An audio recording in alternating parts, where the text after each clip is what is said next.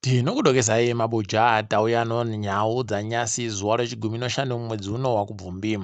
Amazuva mazana matatu mashanu 305 days pachirungu ayo Jobhosikara agara mujere kutongiwa nyaya yechigopera. Pakatoita kuoma wanenge wada kutoti atsvitse gore. Makomborero arizivishe akaita mwedzi 10 apa Jobhosikara zvakutoenda kuti atsvitse gore apa. Rekai tione kuti zvinopera sei. Nyasi pokare yemunhoroondo ndiro zuva ragonyura chikepe chikuru choTitanic mugore ra1912. Idi pakaita kuoma, asi tiri kundoti rekai warambe wakazorora murugare. Munhau dzanyasi kuno vamwe vatsano vanobva kumudzi kubhuku rokwambengo pasi pamambo mukota kwai wari kunzi wakabhinya mubvanani makore 15 bvawatiza zuva rochisere mumwedzi uno. Patopera sondoka waita izvozvi.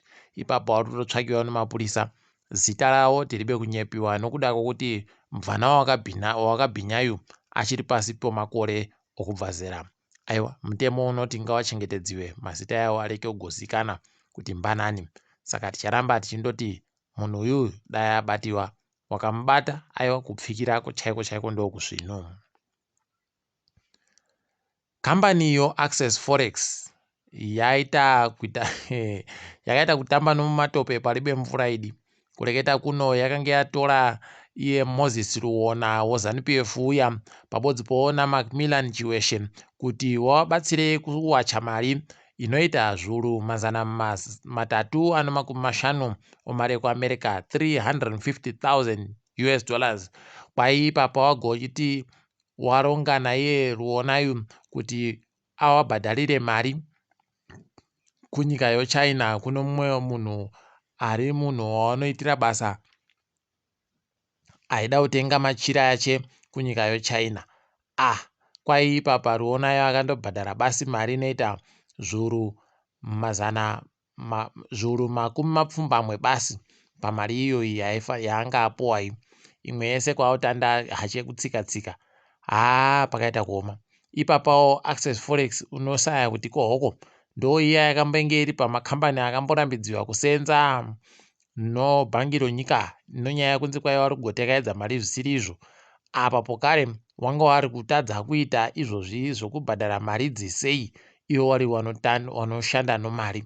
Pari kuratidza kuti papa todaita zvokuwachiwa mari. Kuno wabva wanyudziwa nayo. Kana tiri kunyepa kuti mapfene aya anoita kuba chanja chopfene ndo chakaitiwa ipapa naiye Ruonayo. Rekai tigoona kuti zvichapera sei ipapa. Tinoramba takandolinga kuti zvinoenda nokupi. Hurumende kwai yagotiyo iri kuimbisa vanhu wopasi rese kuti ichabatsira kubata nokusunga vanhu vakakonzeresa kuti kuite kumukirana kunyika yeRwanda mugore ra1994. Rekai henyu tiseke, kwai tichabatsira kuti wabatiwe vanhuwa. Apa iwo ndo wamwe wakanga wakawika mumwe wavo kusvikira apfe ari muno, atochinjiwa nozita akatoikiwa. Idi zvakaita kuoma. Kutosvikira iwo bazi ropasi resewa wazotopindira kutoti afukunurwe kuferefeta kuti ndiye chere kana kuti ndiye ba. Kwakuona kuti aiwa ndiye munhu uyu anga akatopfa achi ari muno munyika. Apa anga atori nomabhizimusi nezvimwe zvakawanda-wanda. Imi zvakaita kuoma izvi. Nyasi zvadoka zviri kuhwadza kureketa kuno kwai wanoita zvomabhazi anoenda nzvimbo yobulawayo pabodzi nomapurisa okanzuro yeHarare pabodzi noZRP wanga watoita kuita batai murefu batai mupfupi, kuita kutandanisana, kukwiruka zvese wanga wari kundoita ipapo. Kwai nzvimbo yoshowground yenge iri kuita kunetsa kupisa chaiko paribe ari kusvikapo. Ipapapa kwai waroda kuti mabhazi anoenda Bulawayo areke kugotakurira vanhu ipo panzvimbo yoshowground muguta reHarare. Heno kuti wari kumboti zviite sei? Apa ndo nzvimbo yakanaka inobatsira vanhu vazhinji kutakurika zvinoita nyore. Heno mabi angu ipapapa pakaita kunyangariwa chaiko. Rekai tione kuti ichapera sei iyoyi. Ko magozvifungira chere kuti kwai nyika yeZimbabwe nenyika yeZambia dziri kuita mabotso ipapapa nonyaya yodhamu roKariba. Kwai mvura iri mudhamumo wagoda kuti mumakiwe kuti muganhu ndo uyu, Zimbabwe kwako ndekoko, Zambia kwako ndokoko. abe imi maibwe zvakaita kuoma chaiko zvinhu zvawanoita kunetsana nazvo unosaya kuti kohoko wari kunyanyodii chii chanyanyonetsa ko kundodambura kanhu pakati kana zviri kunetsa moti uikwache kana zviri izvo zvamuri kuda zvokuti zviitike rekai tione kuti wachazviita sei ipapapa ticharamba takaringa kwai watorinyepana noZambezi River Authority kuti ndiyo igwende iite maenzanise panyaya yacho kuti ikone kuwatarira kuti muganhu wache uyu ngoupi ha unobva wazvisaya idi asi rekai tirambe takaringapo kare kwaipo pamasarudzo dzowanhu varikuda kumirira ZANU-PF dzaitiwapo kare Ziyambi aita kujiwa kuvhiringidziwa chaiko zvekuti asaya kuti chii chaitika kwai avhiringidziwa anobvana anonzi Messi dinha rekai tione apa pakaita kuoma unobva waita kunyatsoona kuti wakuru waya waita kupinda chando manje waakufunga pokare nawo kuti manje tichapinda chere kana kuti tichaita sei rekai tirambe takaringa ipapa kuona kwazvinoenda tikaringa hedu dzomutambo kwai Sikanda Raza aita ndiye munhu wokutanda womunyika medu kupuwa mubairo wokuti ndiye agona kutamba mutambo kuIPL kuIndia tiri kuramba chimuroera manja ipapo pokare nyasi kwaburika kuti kwai kuno inonzi Zim Afro T10 yomutambo wekiriketi unoita kunakidza chaiko kwai inenge ichikandiwa mabhora anoita 60 basi kamutamboka rekai tione kuti wada kudii apa kwai iyo kambani iya iri kuda kuti iwake guta kuMhanduwe ndo yaita kuisa mari ipapo kuti zviite zvakanaka rekai tione kuti zvichange zvakadaro chere peno ndo mari yegoridhe iri kubenuka heno tiri kuzviziva but ticharamba takandoringa hedu kuti zvinenge zviri kudini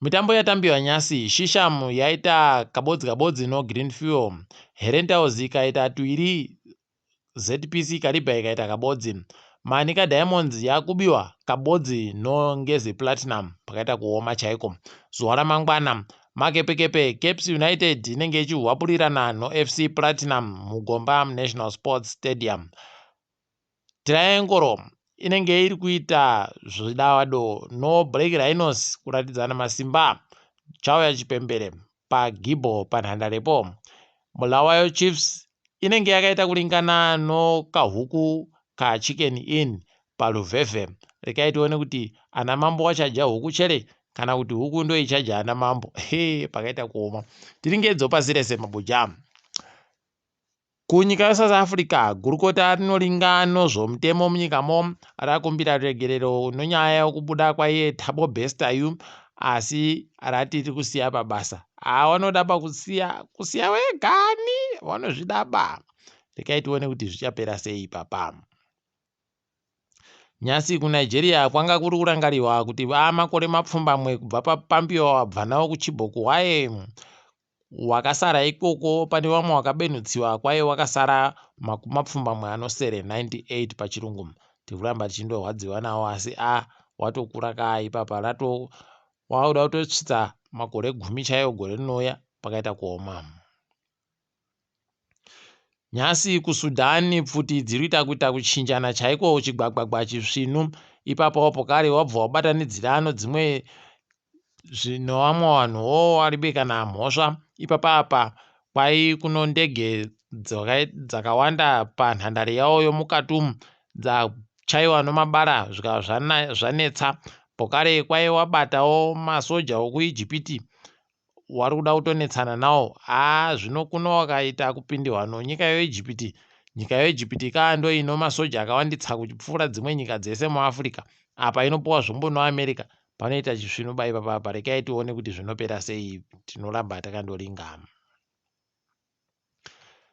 kuAmerica kwai kuno mumwe murume asungiwa achinzi kwai ndiye akaburitsa mapepa okupendagona zvisiri pamutemo ticharamba takaringa kuti wachaipedza sei asi kuAmerica konyasi kunzvimbo yeOregon kwanga kuno mumwe watsano waita zvokunakidza vanhu chaiko wakatora mari inoita zviuru 200 iri musvo wayo wakatanda kuimwaya mumugwagwa wanhu wakaita chipatapata kunhonga kwakutoita kunga mapfena aona munda uri be akagaririra pakaita kunyangariwa kanhu wanhu vese vanga varikuita kufara kuti mari apa anga ari mari mazana obva watoona kutoti idi paribe asingade mari iye andoti kwai ndiri kubatsira vamwe vari kutambura. Aiwa toti dai aramba akadando dai andozviitirawo kweduno vakomana tinoita kuita kupfa nokumhanyidzana kuti tiwane mariyo.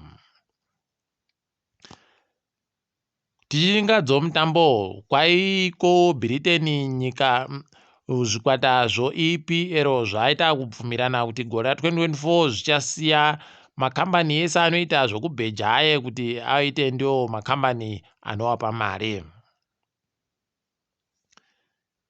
Chikwata choChelsea chabenuka pokare pachakajaira paye zvakaita kuoma. Rekai hedu tisanoseka mangwana tiri kuziva kuti tinopera tiri papi nesu. Tiri ipapo zvedu mabuja tagumira pano ndiri wenyu Mhanduwe WeNhau. Sondo rino aiwa kwaperera pano.